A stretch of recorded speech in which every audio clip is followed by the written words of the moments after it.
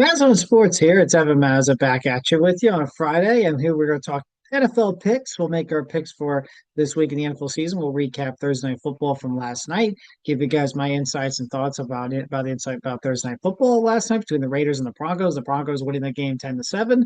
We'll go through the whole NFL Week 10 and preview that and preview all the games. I'll make my picks. And then we'll talk a little about Friday Night Smackdown from tonight. Friday Night Smackdown emanated from Greenville, South Carolina. A couple of interesting things, obviously, interesting things to take away from SmackDown this week, especially the ending. We'll talk about the ending of SmackDown, but first we'll talk about Thursday Night Football. We'll actually talk about just a little bit of the awards. That Major League, obviously, it's award season now. Major League Baseball, with the off season now underway, they've given out Silver Sluggers and Platinum Gloves. I guess we'll touch on a little bit about that towards at the end of the show. But first, we'll talk about Thursday Night Football with the Broncos and the Las Vegas Raiders. Not much to really talk about, except for the fact that the Denver Broncos might be the best playoff team that doesn't have an offense. I don't know what to make of the Broncos offense. I know this was a division game, and anytime you meet up in division, it's always tough and it's always, you know, 50-50. You never really know. I understand it's division, but the Raiders are just not very good.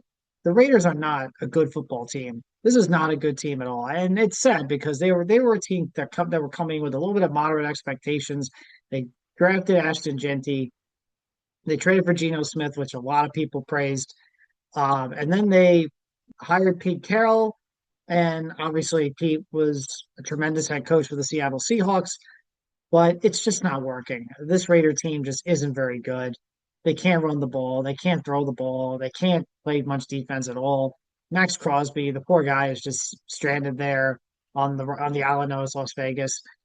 But the Denver Broncos, to me, you would expect the Broncos, though, even in division, you would expect the Broncos to play a little bit better than they did. You would expect the Broncos to go out there and kind of handle business, and really, you know, put them out there as one of the best teams in the league. And you kind of were looking for this with you. We've been kind of looking for this with the Broncos over these last few weeks, right? The Jet game, the Giant game, and I know they beat Philadelphia. I like that's kind of like the thing that's still hanging on to a lot of people believing in the Broncos is that they defeated the Eagles, excuse me, Phillies. They defeated the Philadelphia Eagles in Philadelphia and came back and won. And when they won that game, a lot of people, were like, "Whoa." That was like a really big win for them, a big win for Bo Nix, a big win for um, Sean Payton and his tenure with the Broncos, a big win for the organization, their biggest win maybe since 2015 when they won the Super Bowl, when they beat the Philadelphia Eagles. So really their biggest win, in 10 years almost, if you think about it. I know they made the playoffs last year, but they didn't really have a win of that magnitude last year. So for them to go in Philadelphia and beat the defending champions, a lot that opened a lot of people's eyes to the Denver Broncos. And they followed it up by winning football games, but not really looking impressive while they're at it. And even against Philadelphia, didn't really get much offense at all but they were still able to pull it out. And I think that's where it starts. The Broncos have a defense that might be good enough to win in the playoffs. And for all we know, it might be good enough. I mean, if you have a great pass rush, you can win the Super Bowl. We've seen that. If you have a great pass rush and can get after the quarterback, you can win the Super Bowl. Broncos have a defense and a pass rush that's good enough to win the Super Bowl. But their offense, they're the same as the Green Bay Packers. They are right now the Green Bay Packers, but with a better record. A team with a good defense and a good pass rush, but an inconsistent to struggling offense. And we saw that on full display against the Raiders. Bo didn't really play that well. Bo Nix didn't play that well. They couldn't get much going in the running game. Offensive line was getting beat up, but they were able to pull out a win and won the game 10-7 against the Raiders because on the other end, they can't do anything well at all, the Raiders. And if I'm the Las Vegas Raiders right now, I don't know what you do at quarterback. I don't know what you do. You traded for Geno Smith. You're hoping for better. You're not getting any better. Do you bench him for Kenny Pickett? You got 10 days off now. Do you bench him for Kenny Pickett and give Pickett a chance to play and see what he can do? I don't know. But the Raiders are in a bad spot right now, and they can't do anything on offense. And for the Broncos to again, that's why I expected Denver to at least play well in this one and win this game. But again, struggles on offense, letting your defense, do the heavy lifting. They're winning football, they're winning games, they're in first place in the AFC West, which, in week 10, if you were to tell a Denver Broncos fan and you were to say, hey, the Broncos by week 10, here in early to going on mid early here in early November, would be in first place in the AFC West by a couple of games, especially over the Chiefs, and with a win over the Chiefs, you would certainly take that. But I think you also expected the Broncos to be better on offense and for Bo Nix to at least be better in year two. And I'm a Bo Nix fan. You would expect Bo Nix and the Broncos to be better in week two or in year two. And that just hasn't materialized yet this season. It just hasn't. And we could talk about Sean Payton and his play calling, and that might be a thing too. And look, Sean Payton, he's a great play caller, I think. He's a good offensive mind. I don't think he was carried by Drew Brees because certainly nobody expected Drew Brees to have the career he ended up having with the Saints because after coming off his 4 or 5 year stint with his 5 year stint with the Chargers, 4 year stint with the Chargers, excuse me. Um, you know, in a 4 or 5 year stint with the Chargers, nobody expected, especially coming off the shoulder injury, nobody expected Brees to have the career he had in New Orleans and end up being a Hall of Famer. So Sean Payton deserves a lot of credit for that. But but a long time has passed. Who knows? Maybe Sean Payton is just maybe the game has passed Sean Payton a little bit, but he's still a darn good coach, and he proved that last year with Bo Nix making the playoffs. So I don't know if it's all Sean Payton. I also just think it's and look, we're seeing it around the NFL. This is usually the case in the NFL. A rookie quarterback who comes up by surprise and wins games and makes the playoffs and plays well and takes everyone by storm, and you go, whoa. But then year two's going to come around, and there's going to be a bit of pushback, right? There's going to be a bit of leveling out because teams now full film on you. They see your tendencies. And look, Bo Nix is not the only one. You've seen it in Washington with Jada Daniels. You saw it last year with CJ Stroud with the Houston Texans.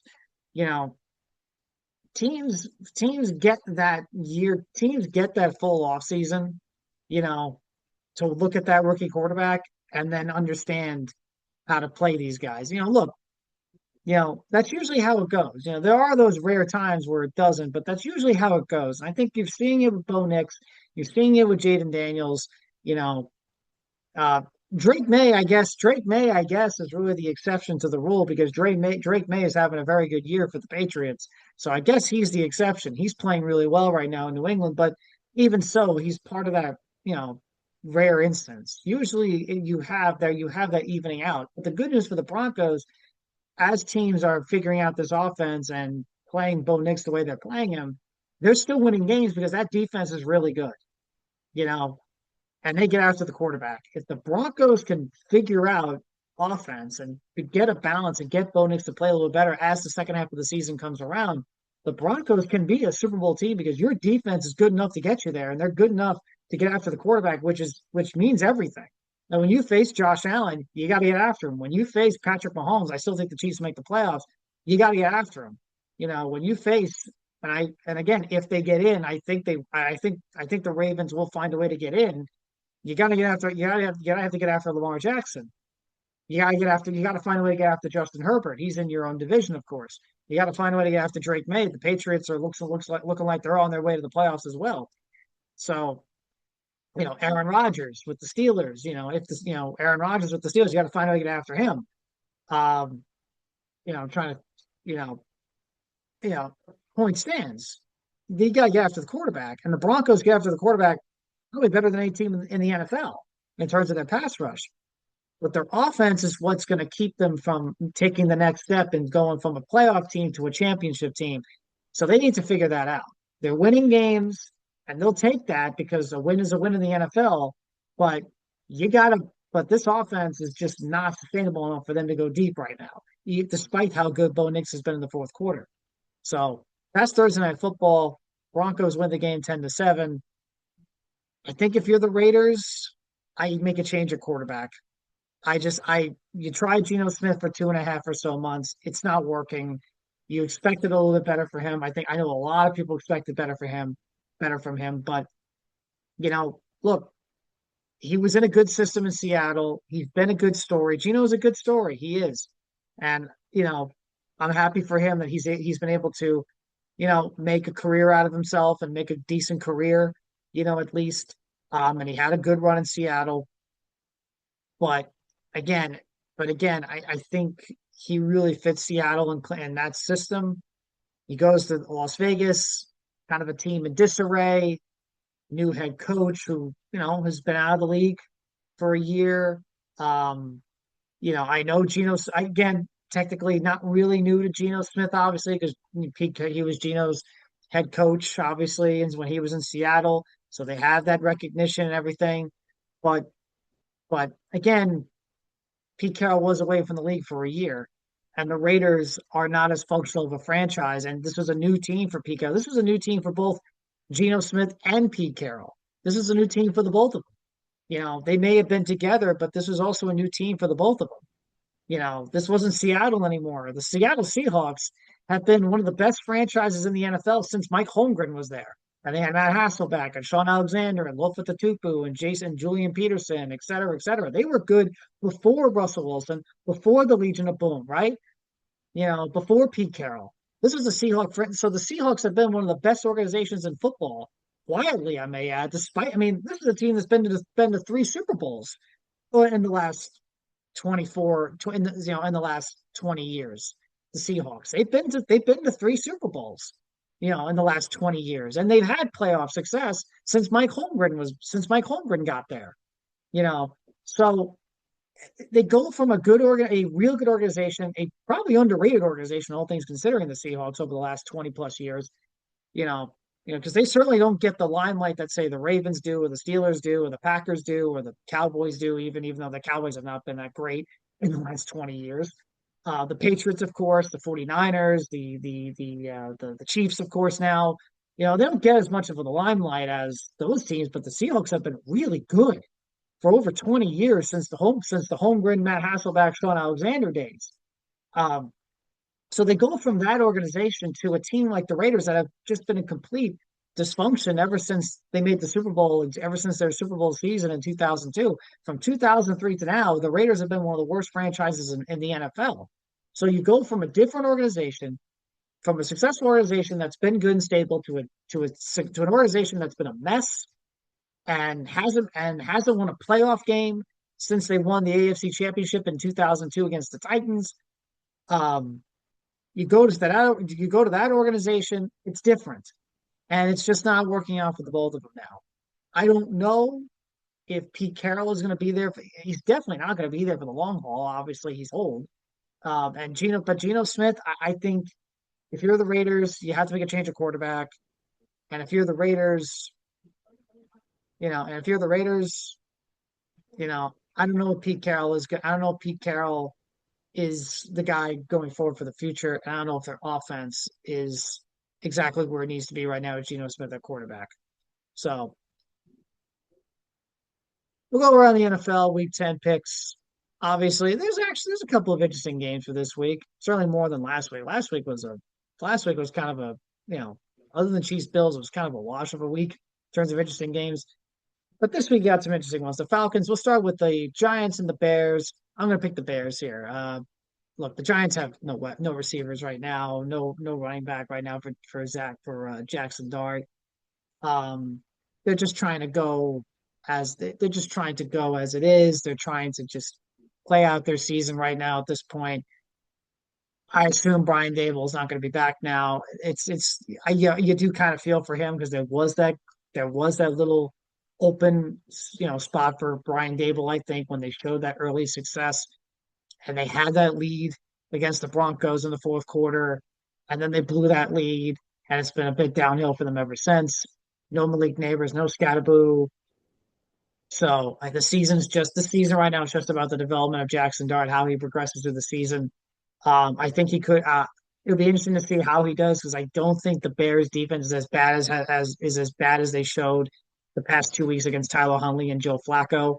So I think returning to Chicago after a two-game road trip to returning to Chicago, I think the Bears defense, which has been very good at getting takeaways this season, will return to form and how it's played. And I do think Caleb Williams will play pretty well. Well, I do think the Giants defense will keep him in the game because the Giants defense is pretty solid, especially up front. But I think Caleb's going to play pretty at least well and carry over his performance against the Bengals last week, even though again the Bengals defense is atrocious, but and the Giants defense is not the Bengals defense. But I still think Caleb will play at least decent enough and they'll win the game pretty outright. I think the Bears will. Falcons at the Colts. Give me the Colts all the way. The Colts are coming off a bad loss to Pittsburgh on the road. They come back home. They face a Falcons team that's just really struggling. And you really thought the Falcons maybe turned the corner when they beat Buffalo on Monday night, but that hasn't materialized. I think the Colts win this game out in a blowout. Um, so Bills at the Dolphins. This is another game that should be a blowout. It's at Miami, but the Bills dominate Miami wherever they play. This one should be a big dominant win by the Bills again, for a second week in a row because they had a dominant win against the Panthers 2 weeks ago. Last week they had of course they beat the Chiefs again in the regular season. But this should be a good convincing. This should be a good win for the Bills against the Dolphins team that is just. I think they packed it in. Um, we'll go with the Browns at the Jets. I'm going to pick this is obviously a tough one.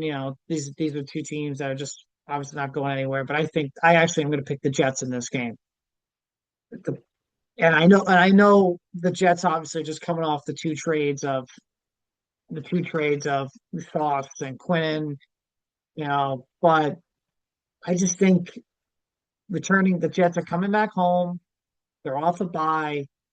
And it's also going to be an emotional game for the Jets. This is their first home game since the passing of Nick Mangold. There's going to be a lot of heavy hearts out there from Jet fans and in that stadium and in that building.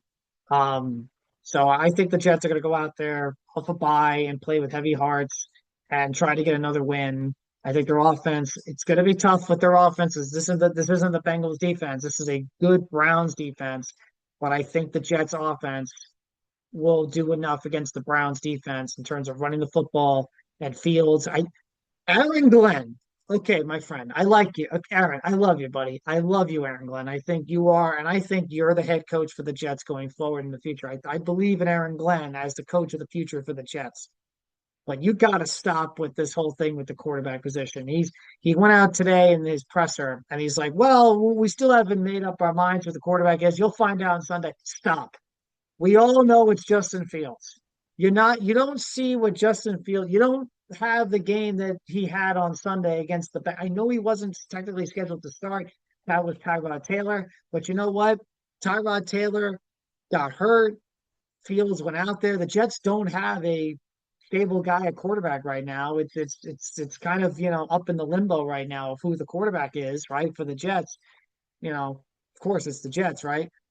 But Justin Fields went out there and played at a really dark. I know it was the Bengals defense and they stink and they're horrible. But Justin Fields, regardless, still went out there and played a really good game. And you're coming off a bye and you're at home. The starter is Justin Fields. We know that, Aaron Glenn. All right. You don't have to hide it. Okay. And if come on, you don't have to hide it. We know it's Justin Fields. So I think Fields will have at least a decent game, and I think they'll get him moving around and running around like they did against Cincinnati. Um, Again, this is a better defense than Cincinnati, but I think they'll make enough plays because, and I know the Jets are coming off losing Quinn and Sauce Gardner, and trading them, but the Browns' offense can't score. The Browns' offense is nothing. They don't have anything on offense, and it's not a Dylan Gabriel thing. It's not a core. I think we have learned as good as Joe Flacco has been because he has Chase and Higgins, and yeah, they play a huge role. They do. Chase and Higgins are Chase and Higgins, but also Jake Browning was struggling with those two guys too just a few weeks before. So you just needed the Bengals. All the Bengals needed was a good quarterback to get those guys the football. If only they had a defense, but I think we know now it's not with the Browns. It's not a quarterback thing. It's a personnel thing. Watching Joe Flacco playing well the way he's doing in Cincinnati, it's not a quarterback thing in Cleveland. We were talking all off season, like what's Cleveland Browns quarterback, the veteran Flacco, the rookies Gabriel and then Sanders, and then when he was there, the veteran Kenny Pickett. But it's not a quarterback thing there. It's a talent around the quarterback. They don't really have much of an offensive line, especially at the tackle positions. They don't have wide receivers at all. They barely have a tight end in David Njoku. They barely have a running back in Quinshon Junkins, who is both are pretty good. But aside from those two guys, they got nothing on offense. Nothing around the quarterback. They can't block, especially in the tackles. They can't. They have receivers that that don't get open at all. And if you watch those Flacco Browns games, those receivers did not get open. And not only did they not get open, they dropped a lot of passes. Go watch that the week one game against the Bengals that the Browns had. There was about 4 or 5 or 6 drops in that game that really if they were caught, the Browns might have won that game. But it's not a quarterback thing. It's not a Dylan Gabriel thing.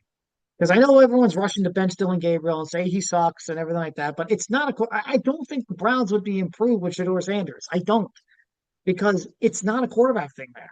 The talent level is not there. I think it's a Stefanski thing. It's just the talent level and the offensive line is not there. No quarterback is going to succeed with the Browns right now. No quarterback is. And you get Joe Flacco. So Flacco gets traded to Cincinnati. He's got receivers, sure, but he's also got an offensive coaching. He also has an offensive coaches that are at least good on offense, a system that he can run.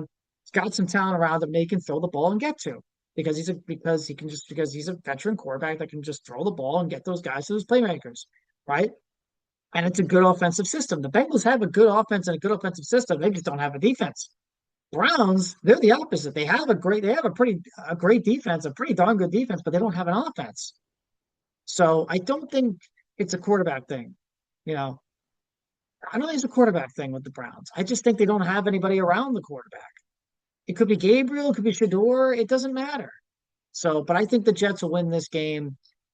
Low scoring, but I think they do win this one because I think they'll do just enough on offense because I think the Jet defense will at least do well enough against the Browns offense. It just doesn't have much around them. So, and like I said, I also think there's going to be the emotional factor coming back home off a bye.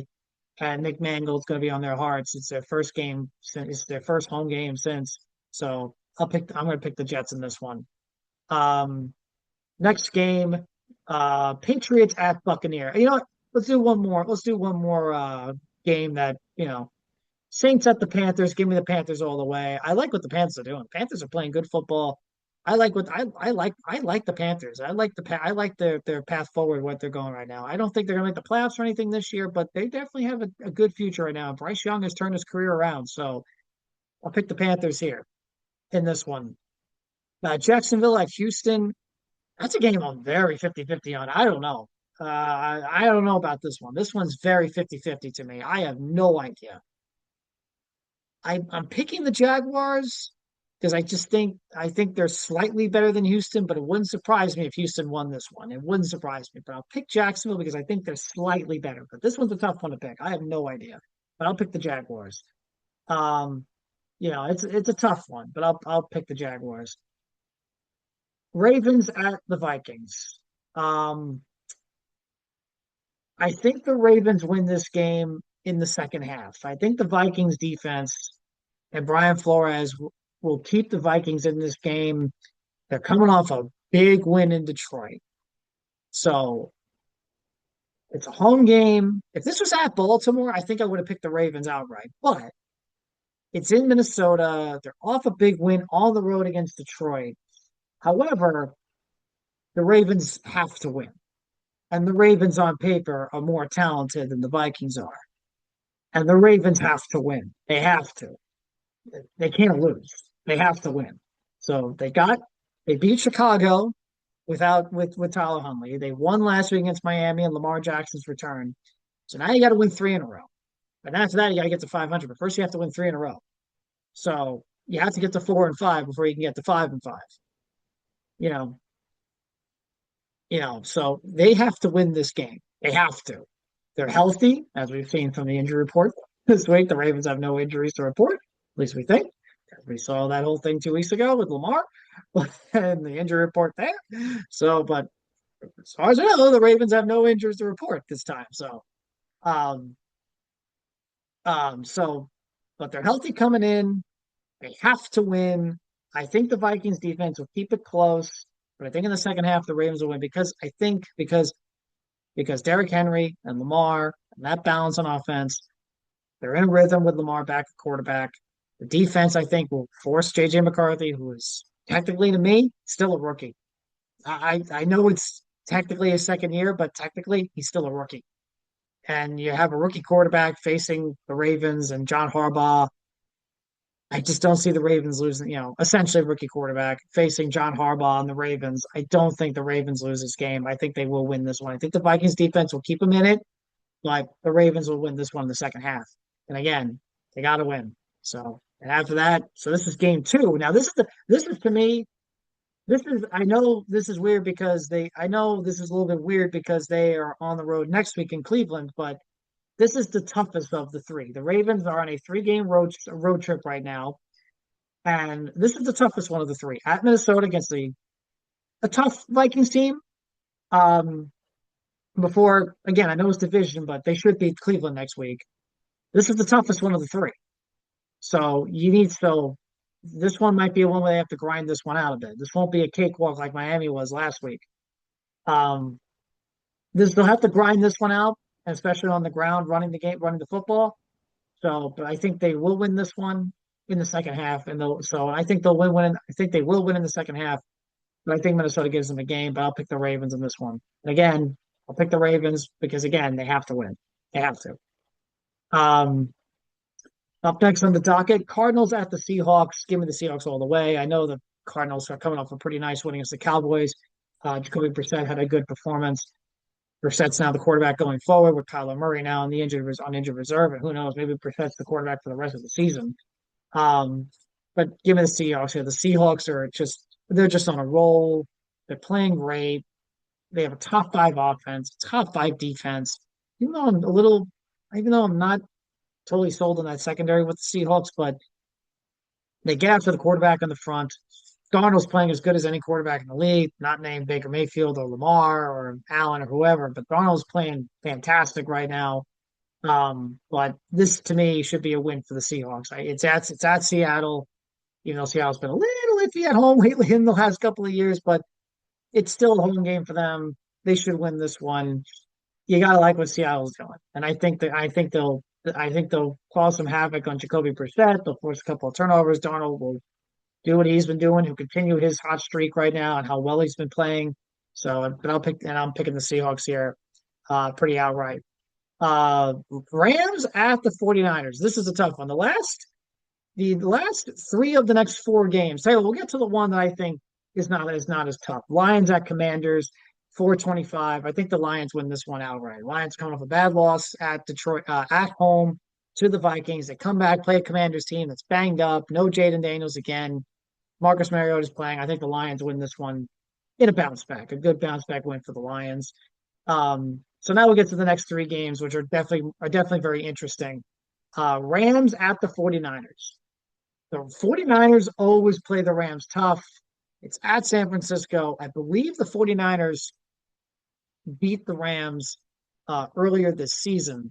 Let me just check that. I believe they won that. I believe they beat the Rams earlier this season. I believe they beat them earlier this season. Um, yes, they did. 26-23 in overtime on Thursday Night Football. That was at Los Angeles. So look, this is so and the nine, but that's just again, that's nothing new. The Niners always play the Rams tough. They always do. Um, but I am going to pick the Rams here. I don't see the Rams losing to the Niners again, even though it's at San Francisco. I don't think they're going to get swept by them. I think they'll at least win this one and split with the 49ers. I think the 49ers defense is going to be in for a tough task against that Rams offense, even though the Niners defense played very well. But the Rams are good. I don't think they lose two times to San Francisco this year. And I think Mac Jones is still starting. I think Mac Jones is still starting. Look, credit to Mac Jones. It's Mac Jones has played very well for the San Francisco 49ers this year. He's played very well. And now he's, you know, for all we know, he might be the starter for a while. He's going to start this week against the Rams. Purdy is still dealing with his toe injury. he's played good football, is Mac Jones. Again, it's he's the other quarterback resurgence, right? Like everyone's talking about Daniel Jones, and even the continued praise of Flacco and his as he gets older and plays better, you know, but no one's talking about Mac Jones. No one's talking about how well, not many are, but Mac Jones is flying under the radar. Not many are really talking much about him. And it's also because of the Brock Purdy thing, right? But Mac Jones, you got to give him credit, is playing very good football. He's playing very well. And remember, this was a guy who was a first round pick not too long ago. And remember, in his rookie year, I know it gets lost in the shuffle, but Mac Jones made the playoffs with the Patriots his rookie year. People forget that. He made the playoffs his rookie year with the Patriots. I think people even forget that when it comes to Bill Belichick, too, but that's a different conversation. But he made the playoffs his rookie year as a Patriot. So, and he was a first round pick just a few years ago in 2021. So look, but obviously things didn't work out in New England, whether it was Belichick being out of touch with offense or being out of touch overall. I don't know. He went to Jacksonville last year and struggled a bit, you know, but where is he now? He's in San Francisco. He's with Kyle Shanahan. Good offense, good offensive system, good players, and he can succeed and he's doing well. And I think that's cool. I think that's cool to see that from Mac. So, but I'm picking the Rams here in this game. I just think the Rams are too much for the 49ers, especially in this one. I don't see the Rams getting swept by them. Steelers at the Chargers. This is a tough one. This is a tough one. Pittsburgh's coming off a good win at home. Now they got to travel to the West Coast and take on the Chargers. Um, I think with this game, it's going to come down to TJ Watt against that Chargers offensive line. I think it's interesting. TJ Watt has yet to really have like a big game record game this season. At least that's what it feels. And I think and again, it's because of the fact that the Steelers defense has struggled this season. Now they're coming off arguably their best game this past week against the Colts.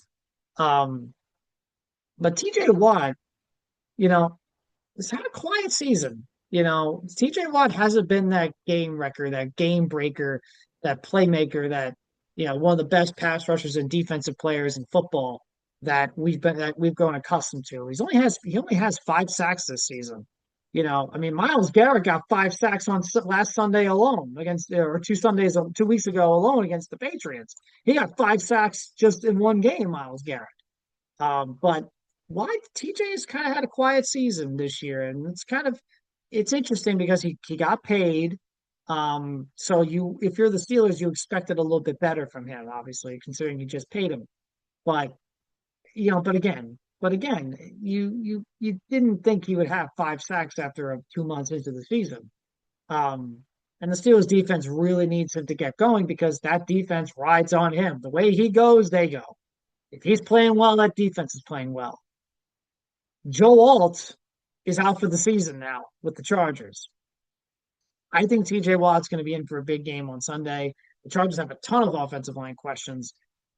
I think TJ Watt's going to have his first big game of the season. I think he will. I think Aaron Rodgers and that Steelers offense will continue to play well and be balanced. Rodgers is having a very good year.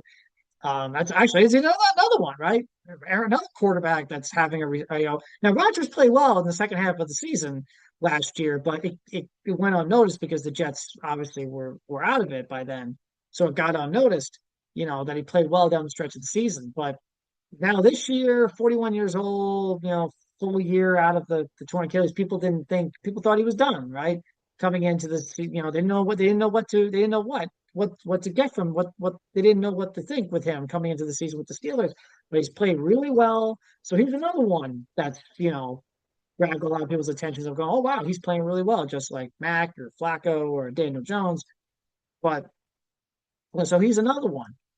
But he's playing well. They run the ball well. Their offense is good. They score points. It's the defense. And the defense is what really needs to get going for the Steelers. That's the one that's the thing that needs to get going for them. And TJ Watt's got to be the guy carrying the load like he always has for the past many years at this point. But only 5 sacks this season. Only 5 sacks. I think in this game against the Chargers, against a struggling offensive line with no Joe Alt, I think he's going to have a big game. I think he could have 2 to 2.5 sacks in this game and help lead the Steelers to a win. I'm going to pick the Steelers here in a close one. It's an interesting game to pick, interesting game to look at. I believe the Chargers are favored in this one, but I'm going to pick the Steelers still because of TJ Watt. I think he's going to have a big game. So Steelers win the Steel. I'll pick the Steelers in that one. Then finally, Monday Night Football. I think this is the best game of the week and the most interesting game of the week. Eagles at the Packers. Packers need to win bad. That offense is bad, or not bad, but inconsistent. Yeah, that offense is very inconsistent. The Packers are actually favored in this game, 2.5 at Green Bay at home. They need a win. They're coming off a real tough loss to Carolina. I remember a few weeks ago they barely beat the Cardinals. Of course, they lost to Cleveland in the last several minutes of the game, 10 minutes or so of the game, 5 minutes, I think, of the game against the Browns. That was in week three, I think. Um, but this is a team that really needs to get going on offense. Like I said, I talked about the Broncos. They're the same thing. Good pass rush, not so great offense. That's inconsistent. But with the Packers, it really doesn't make any sense. With the Broncos, you could look at it and go, okay, it's Bo Nix's second year. Teams maybe figure him out. You know. But with Jordan Love and the Packers, Love's a good quarterback. They got Josh Jacobs. But I think it has to do with now they lost Tucker Kraft for the season. But I think it also has to do with the fact they don't have a legit number one receiver. Christian Watson's good. The first round pick from Texas is, developing, but golden. But you don't have a true legit number one. If I was the Packers, I think I would have traded for Jalen Waddle or Chris Olave. I think those two guys should have been Green Bay Packers, a few days ago or this week. But the Packers didn't make any trades, didn't make any moves for a receiver. I think they really needed to trade for a receiver. I think Waddle or Olave would fit that bill. But they're also not running the football well. And that's surprising considering they have Josh Jacobs. But their offensive line is struggling and they need to run the football. They do. They need to run the football. So it's a very weird team. And they're certainly they haven't clicked in the way I think a lot of people thought they would, especially after they beat Detroit in week one. They beat Detroit in week one. Everybody was on them about Super Bowl. They're the best team in the NFC. They passed the Lions. I heard that a lot from people after they beat the Lions week one, that they passed the Lions. And at the time I wasn't ready to buy it even then. Because I was like, okay, it's just week one, let's see where they are a few months from now. Well, here they are. Here we are a few months later in early November. And look, and they're inconsistent on offense. They don't really have an identity on offense. They're not running the football well. So it's tough with the Green Bay Packers. It is. And it's a little bit disappointing considering this is supposed to be a team that should be really good, especially if they made a trade for Micah Parsons. You have to be really good. You can't be 5-4 or whatever. You have to, looking like could be 5-5. By this point, you have to be better than this. So, and they get an interesting task too, because now they are at home against the defending champion Philadelphia Eagles, a team that has not played well defensively, really, to the way it did last year, but they haven't played that great defensively this year. Of course, offensively, obviously, we've heard about the noise and everything with the Eagles in terms of their offense. We've heard it all year long. But the Eagles are coming off a couple of pretty good offensive games against the Giants, against the Vikings. So maybe they found something and found a groove in their offense. But they're not. This is not the Giants, and this isn't even the Vikings. This is at Green Bay on the road with a good pass rush. I do think while the Vikings defense is good, they don't have the pass rush that Green Bay has. They don't have Rashad Gary, of course. They don't have Micah Parsons. Um, so this will be more of an interesting thing for the Eagles to figure this out. I do think the Eagles win this game. Can Saquon Barkley? I think the biggest key to this game will be Saquon Barkley. Can Saquon Barkley carry over that performance he had against the Giants last week? Because they need him to really have a big second half. Barkley's been very quiet throughout the first half of the season, through these first couple of months. They need that game against the Giants to kickstart a good second half for Barkley if they're gonna go to the playoffs and of course go deep and try to repeat as champions. They're gonna need Barkley to get going and have a good second half. I'm gonna pick the Philadelphia Eagles in this one, 27-23, but I think it's gonna be a good close game. I think Barkley will continue to have the kind of game he had against the Giants because I think he needed that game badly. I think he needed to have a game like that against the Giants. I think he'll continue that. I think Hurts will get the ball to Smith and get the ball to AJ Brown, and I think the Eagles win this game. Green Bay, just there's too much inconsistencies right now, too much of an identity right now with the Packers for me to pick them and have confidence in them. So, but I'll pick the Philadelphia Eagles here. So to recap, I'm picking the Colts, the Bears, the Bills, the Ravens, the Jets, the Buccaneers, the Panthers, the Jaguars, the Seahawks, the Rams, the Lions, the Steelers, and the Eagles for the week. Teams that are on a bye: the Bengals, the Cowboys, the Titans, and the Chiefs. As we hit down the stretch run of the season, this is now crunch time for a lot of teams, right? We're in mid-November. This is crunch time. We're in the last, it's week 10. It's mid-November. This is crunch time for a lot of these teams. It's either set yourself up as a playoff team or you're getting or you know or not. That's what it is now. You're either going to set yourself, you're either a playoff team or you're not. So all these teams are trying to figure out whether they're playoff teams or not. And then when they get to the beginning of December, that's when they really have to make their push for the playoffs. So, but this is crunch time now for a lot of teams as we're in November, and it's week 10, so it's crunch time. So this will be interesting. I mean, again, I like I said last week, there's some good teams, there's some not so good teams, there's some good teams, there's some average teams, there's some not so good teams, but there's not really any great teams. I know you look at the records and you go, oh, the Colts are a great team. Not really. They're good, but not great. Oh, the Broncos, look at their record. They're a great team. Yeah, they're good, but they got a good pass rush, but they don't really score on offense. It's not really. Oh, the Bills, they're a great team. They beat the Chiefs. They always beat the Chiefs in the regular season, but the Bills, they're a great team. Yeah, I don't really like their defense that much right now. I don't like their defense. So there's a lot of the Eagles. Oh, the Eagles. Hey, they're a great team. They're defending world champions. They are, and they deserve that. They deserve that credit. And they are a really good football team. But right now, they're not a great team. I don't think too much right now on offense with problems in the locker and the locker room, of course, with the culture. We don't know what's going on still with the locker room. Their defense obviously hasn't played as well as you'd like. So there's not really any great teams right now in the NFL. There's not really any great teams. So there's some good teams, there's some average teams, there's some pretty bad teams. There's a lot of teams also that just don't play defense. That's another one. There's a lot of teams that are just not playing defense. There's a lot of teams that just are struggling defensively. So it's interesting to see where it goes this week and into the next several weeks as we head to these 2 months of the season, November, December, and then eventually we hit January into the playoffs. So that's the NFL week 10 this week. A couple of, like I said, Major League Baseball Silver Sluggers, everything are being handed out. The award seasons now going on for Major League Baseball. A couple of obviously Mets things. Pete Alonso. We'll do Juan Soto first. Juan Soto won his sixth Silver Slugger. I believe it's his fourth in a row. He had a very good year for the Mets in a quote unquote down year for the guy. Because obviously he got off to a tough start to the first month and a half. Well, he was inconsistent. He was hot and cold in April. But then in May, he really struggled. But then towards the end of May into June, he really started to turn it on, had the season he had. So, but for a quote unquote down year for Juan Soto, he still had a really, really good year. And he won another Silver Slugger. For Pete Alonso, we'll talk about him for a second. Pete Alonso won a Silver Slugger this past year, won the Silver Slugger a couple days ago, and that was his first. And it's funny, like you wouldn't think that was his first. You wouldn't think that was his first, right? Because this is a guy that has the most home runs ever by a rookie. In 2019, he had a very good year in 2022. He had a bunch of home runs in 2023. Had a good year in 2021. Like you would have thought that Pete Alonso had a Silver Slugger or two, right? You would have thought, right? You would have thought he already had a Silver Slugger, but he actually didn't, and I didn't realize that until he won the Silver Slugger a few days ago, and that was his first.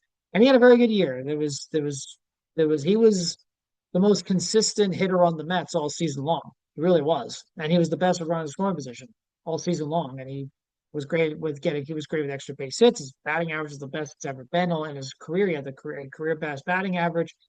Still hit 35 plus home runs. He drove in 120 RBIs, or 124, 128, whatever the number is, but it was over 120. His OPS was really good. His slugging was really good. So it was cool to see him finally win a Silver Slugger. So a couple of notable Silver Sluggers there. Aaron Judge today won a Silver Slugger again. He's probably going to win MVP.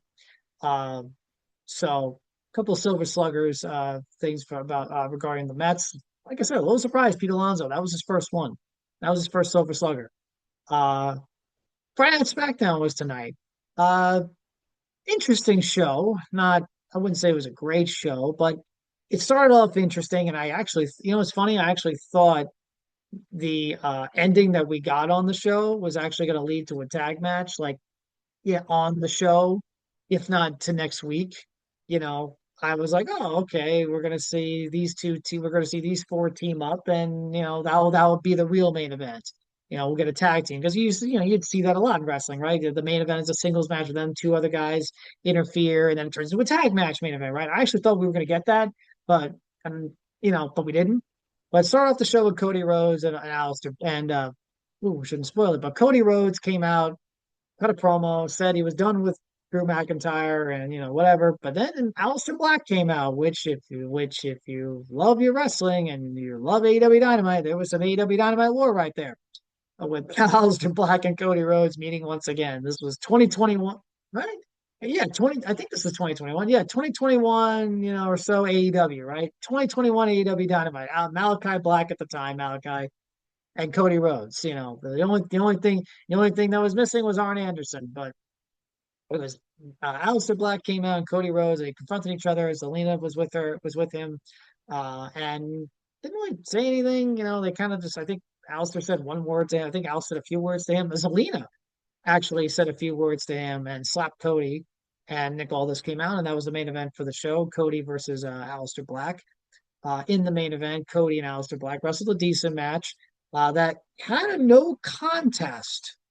I, at least I don't remember. At least I think I don't remember. I don't think a pinfall was recorded in this match. So Raw and SmackDown's main events this week. We'll talk. Speaking of AEW Dynamite, we'll talk about Dynamite too from Wednesday. So Raw and SmackDown this week. Again, I'll have to look back because I don't think there was a pinfall or whatever in this match or a finish in this match. I'm pretty sure this match ended in a no contest. We had the main events of Raw and SmackDown this week were a double count out, and I'm pretty sure no contest or disqualification, and what have you. Because at the end of the match, Drew McIntyre comes out like I thought he would, and he not bro kicked, Claymore kicked to the referee, and he was talking and talking and all this stuff, and he's there's a fight going on. Damian Priest comes out obviously because he's feuding with Aleister Black, and that's what made me and obviously, and this is what I thought was going to happen in terms of these two interfering. It would get a tag match. It would be a Cody and Damian against Drew and Aleister, and that would be the real main event of the show. But obviously, that's not what happened. They fought, and Nick Aldis comes out. Drew's all pissed and everything. And Nick Aldis, in kayfabe, obviously suspends Drew McIntyre. So Drew is now been kayfabe suspended. And yeah, I don't know what to make of it anymore with Drew McIntyre. I don't know what the booking is with Drew McIntyre. Does that take him out of War Games? Which is kind of lame. Like I wouldn't take Drew McIntyre out of War Games. I don't know. Something tells me but then again, I don't think he's going to be in War Games at all because it looks like the War Game stuff is going to be Punk and Roman and Jay against Division, Logan, etc. So yeah, Drew doesn't have a now. So Drew is not even wouldn't even be in War Games. I don't know if I would have had this whole thing with Drew is just it's getting out of hands. And I don't know what else they can do with Drew McIntyre. If I was this company, I would have given him the title long before this. But this whole constant thing that they've done with him is just I don't think it's doing him any favors. And now they've kayfabe obviously suspended him. So again, I don't know. Again, I'm not everything with Drew is just it's so a little bit confusing and baffling to me. With Cody and Aleister Black, I'd be interested in that feud, but the thing is, Aleister is feuding with Damian, so I don't think we're getting Cody and Aleister yet. I still think we're gonna get Cody and Drew, so maybe Drew finds his ways back in this whole thing, and maybe he will. I just wouldn't do Cody and Drew again unless Drew is winning. Unless we get Cody and Drew at Survivor Series and Drew wins, I don't want to see Cody and Drew again. I don't. I think we're done. And I think Drew should be done in the main event picture because I think, I don't know how many more times we can see this guy lose a big match. This guy hasn't had a big win since SummerSlam when he beat Punk. That was his last big win. And that was, last 2 years ago, or last year, excuse me. That was last year. Last year at SummerSlam, you know, that was his last big win. It was against Punk. So the rest of the show, Jade Cargill came out and cut a promo. Well, anyway, cut a promo. She said a few words, and she said her famous line in AEW Dynamite, "I'm that bitch," and she left. And I think that was perfect. I think Jade Cargill, her promos need to be short and sweet, right? It's kind of like the Brock Lesnar thing, or Roman Reigns before he was the tribal chief. Keep it short, keep it sweet, keep it simple, right? And with Jade, that was perfect. She had a big dominant win against Tiffany Stratton. She came out, she said, "I'm that bitch," and that was it. It was an AEW, and just like that, AEW Jade Cargill is here. It's now AEW Jade Cargill, and she had a stare down with Charlotte, which I thought was interesting because obviously that's definitely a match they want to do, and that's definitely a match I want to see, and that's definitely a match WWE plan is going to do. They want to do Jade and Charlotte. Now Charlotte, of course, is tagging with Alexa Bliss, and they kind of had that tease where Charlotte's kind of looking at Jade like I want to get after that championship. I want to win that championship. I want to beat Jade. I want to be the best. And Alexa's kind of pulling her over, like, no, no, don't be that person anymore. Don't. Stay with me as tag champions. But she's Charlotte. Charlotte Flair has to hold a world championship, right? It's literally her character. It's literally her gimmick. Yeah, and that's what I was laughing. I was actually laughing at the entrance when Charlotte made her entrance. When Jade's doing the whole thing where she's holding the belt, right? And she's holding it right at Charlotte's face. And Charlotte looks at Jade like, "Hey, I have a championship too." And I'm like, "Yeah, you do, but it's the tag team championships. You do have a championship, but it's the tag team titles. Like, you don't have a world championship like Jade does." But I thought that was pretty funny that Charlotte said that. So Jade goes to the back and she actually confronts B-Fab and Mia Yim or Michin. I'm sorry, Michin. And so now Jade and B-Fab will have a match next week. So I'm sure Jade will win that one easily. In terms of Bianca Belair, obviously that's been the whole thing. Bianca come back to face Jade, but we've now gotten reports that the broken finger injury she suffered, I believe, at WrestleMania, is not healing as well as they thought. And it looks like now she might not be back till next year, early next year, so 2026. So really is a bummer, because they miss Bianca Belair. That SmackDown Women's Division really misses Bianca Belair. They really miss her.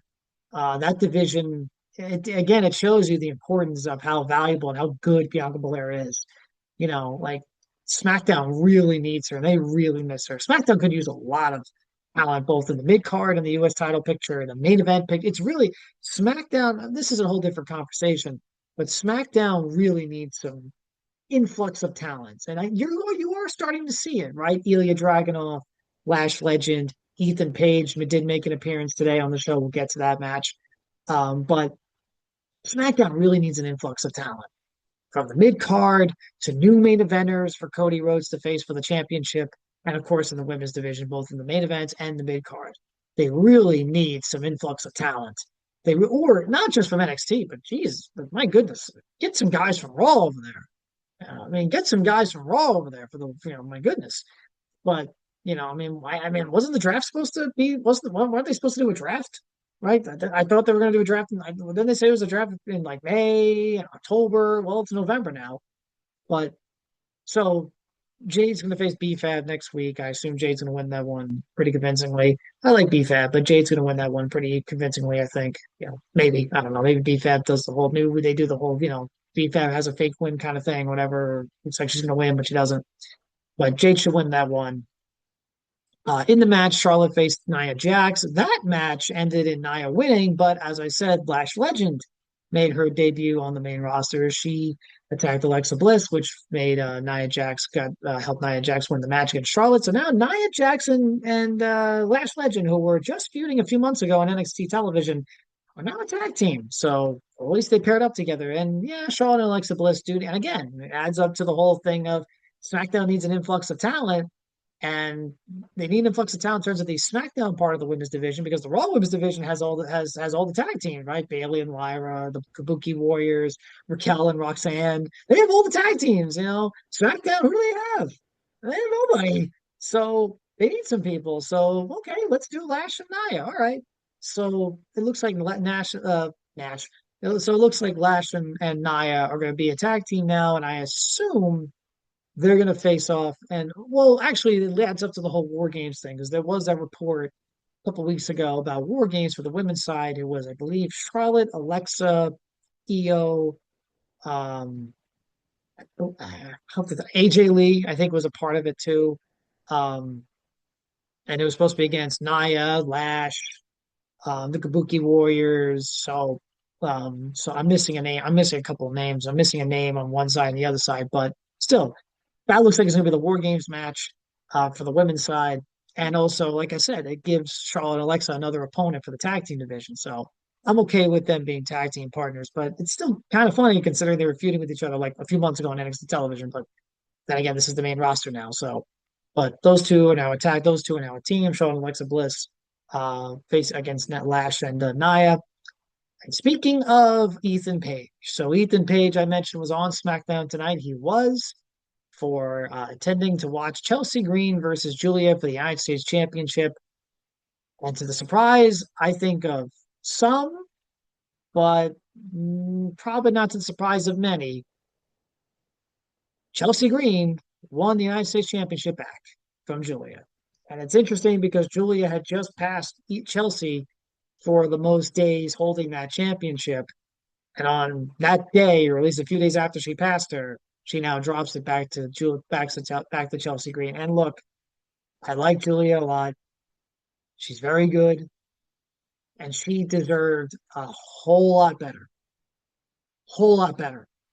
than what they gave her with this United States Championship ring. She deserved a lot better than what they gave her. Because again, who was she facing? Facing nobody. You know, it's the roster isn't again, the roster isn't that deep on SmackDown. But the right call was to put the belt back on Chelsea because Chelsea can still at least carry it with her charisma, her promos, all that stuff. She can still carry her again. Again, she does have the same thing where there's not many opponents for her to face.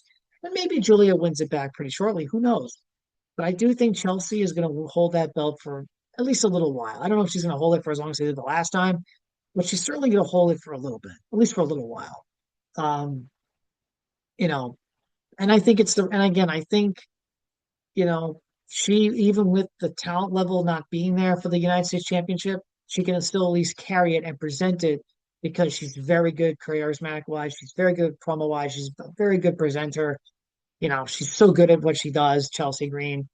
She'll present herself like that, And it didn't help that. I also don't think it helped that Julia had someone with her, right? I don't think that helped her, and Keon and James. So, but now you get Chelsea. Yeah, she's got all the fire with her, but Chelsea can carry that thing on her own. So she's very good. So I do. So Chelsea winning the U.S. title, I think, was a good move. It didn't surprise me. Also, it didn't surprise me. I picked Chelsea. I picked Chelsea to win that championship the minute that match was announced. Chelsea's now the new Women's United States champion. Speaking of Chelsea, speaking of mysteries and mystery matchups and stuff like that.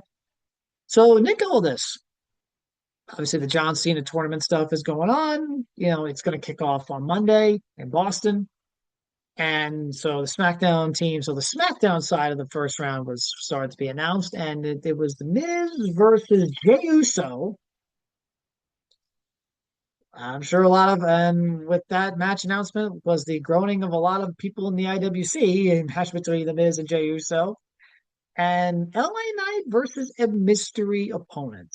What was that mystery opponent? Well, we'll have to find out. Could be, could be someone from TNA. It could be someone from NXT. It could be someone from who knows.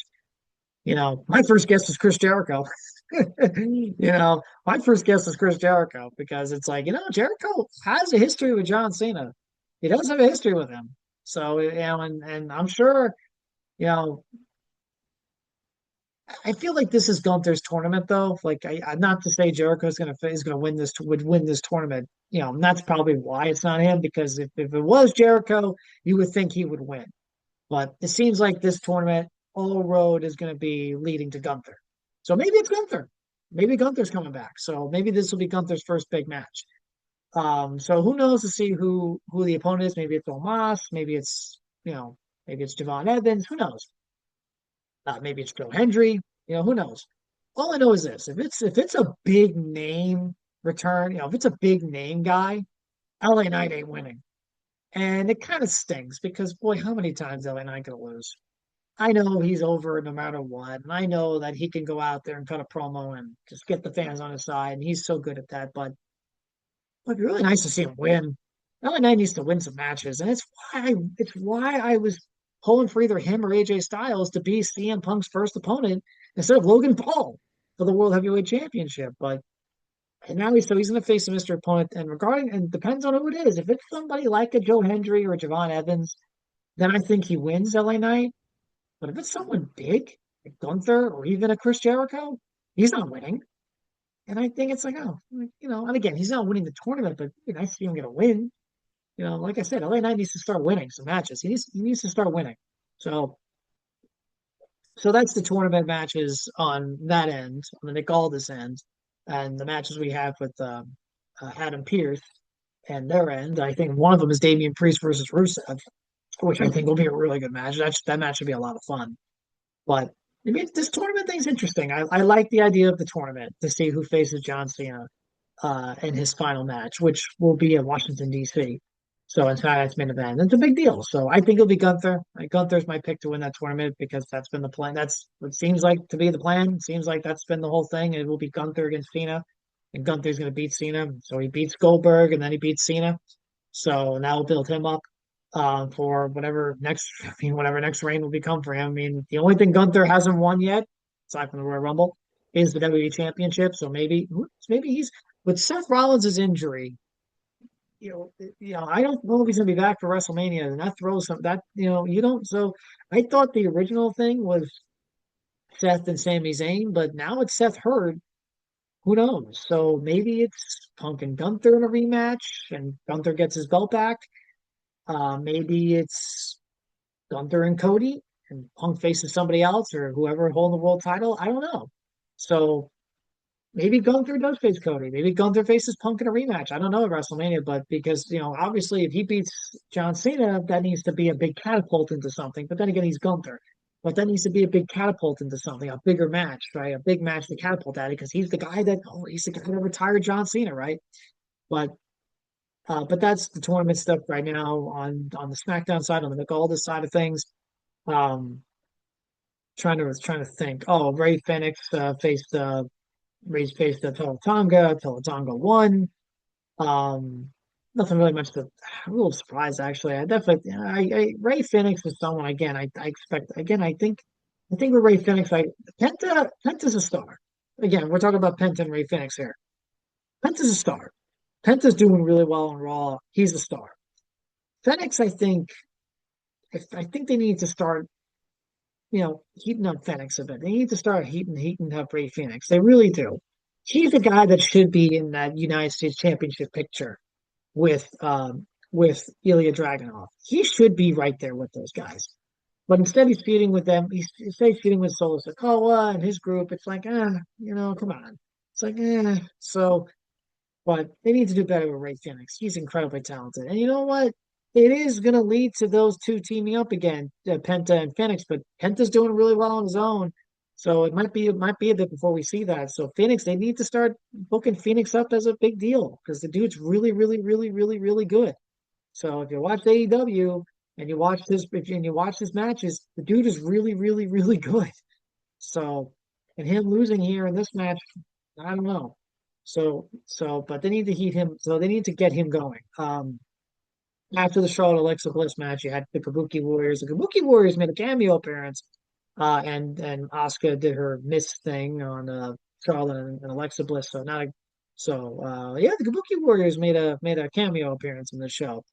But that was SmackDown, a decent show, an interesting show, and of course it had the big ending angle with McIntyre and everything. So I assume McIntyre is gonna come back and get unsuspended. That'll lead to another match with Cody, and I think he's got to win that one. He's got to win that one. So, but we'll see.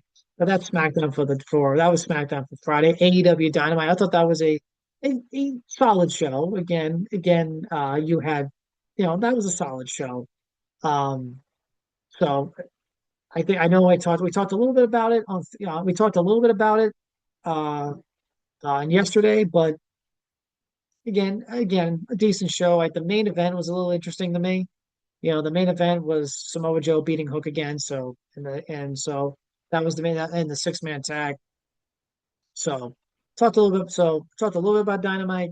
Like I said, Briscoe, the whole thing with Briscoe and the Down Callis family. I don't think he'll join the Callis family, nor should he. I think Briscoe is fine on his own, but I thought Dynamite was good. So Dynamite was a good show. Uh, Raw and SmackDown. Raw was a good show with a weird ending. Well, not weird, but again, didn't like the double count out ending. And Logan obviously, Logan hitting Punk with the brass knuckles wasn't a shocker to me, but still double count ending. And SmackDown was kind of because at least interesting, but nothing really great. So that's your wrestling flavor for. I didn't watch TNA last night, so I can't really review TNA. Maybe I'll look through TNA over the weekend. We'll talk about that on Monday. But that's your wrestling figure for. That's your wrestling cake for the week. Um, uh, Monday we will talk more about the NFL. We'll talk NFL week recap everything going on, and we'll recap all the games from Sunday, and we'll preview Monday night. We'll talk more about Monday night's game with the Eagles and the Packers. Even recap it. Obviously, we'll talk more about it and watch through it and see the game itself. Then we'll talk about recap the game, any other news around Major League Baseball, around the NFL, and some takeaways from the NFL week action, as well as Monday Night Raw. So that'll do it for today on MazzaOnSports. Thank you guys very much for tuning in. Thank you guys very much for listening. I greatly appreciate it. Give this video a like, share, and subscribe. Have yourselves a great night. And we'll see you on Monday.